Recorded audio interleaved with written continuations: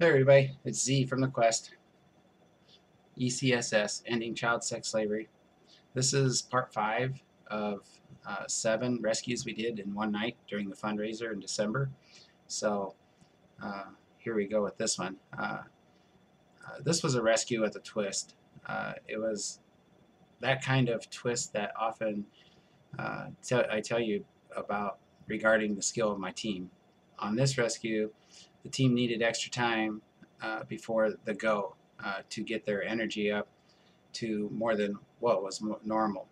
We had to do a rescue 27 little girls that were in poor condition.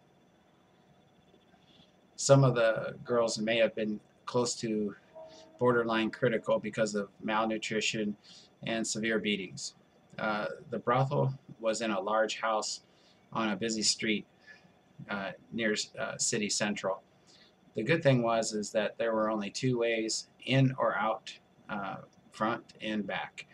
The all the windows were covered and would not be accessible, so we cut that just in case. We had made assessments prior to the night to check the windows out. We were also we also remembered that what had happened a while back when the windows were booby trapped. If you have read that story, you'll remember that some of our team was hit and passed during that rescue.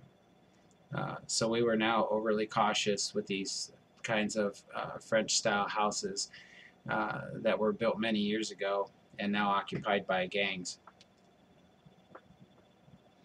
We planned to do this rescue when there was a lot of traffic on the street so that our transports could move all the kids out and would become less noticeable.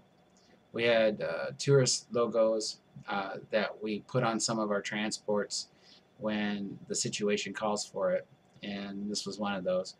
We knew that there were only 4 guards there, but more could be in the area. It was another gang-owned brothel that catered to more of the high-end clients. We would have 3 paths of escape to get to the safe houses, with many volunteers to watch for shadows along with our teammates as inspectors um, to know if there was any threatening shadows.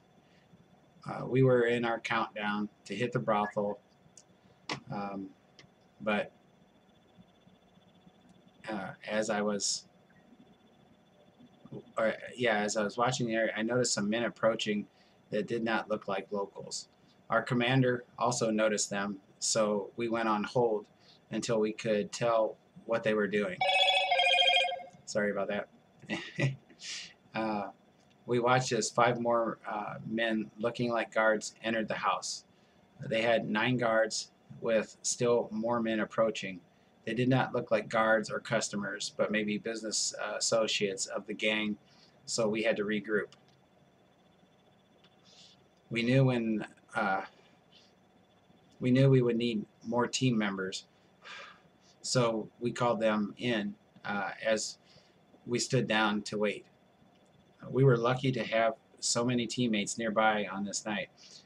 They were still a ways out, but getting near when things suddenly changed. It started with a lot of movement around the house, but one of our team was near enough to listen to what was going on, and it was not good news.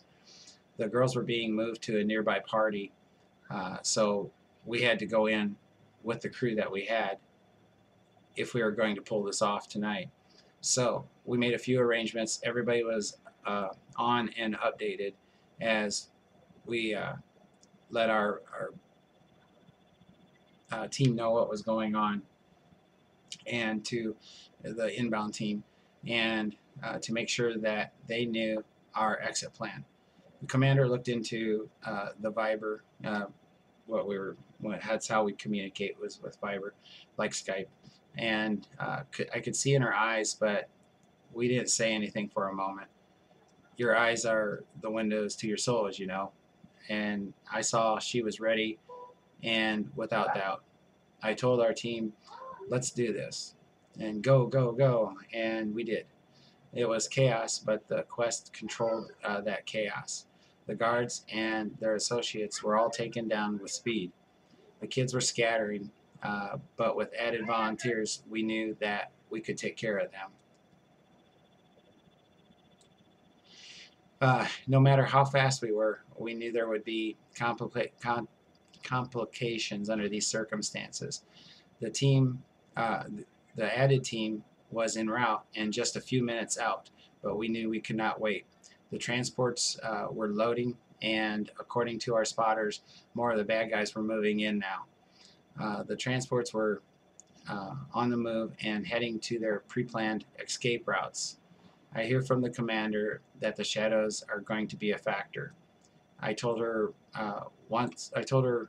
we had it covered, and at that moment, I get a message from the team en route. That they had arrived and were splitting up to follow the transports.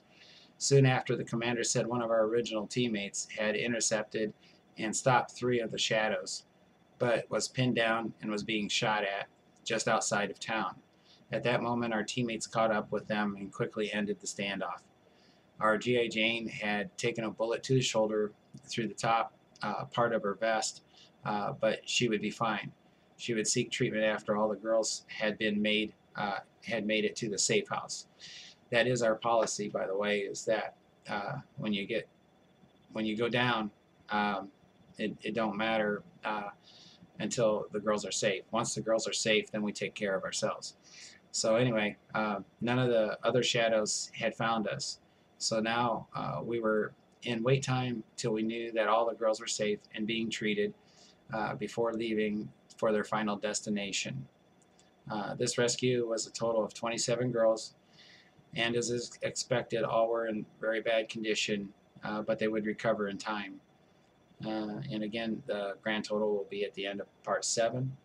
And just FYI, the GI Jane, she had no problem. She was fine.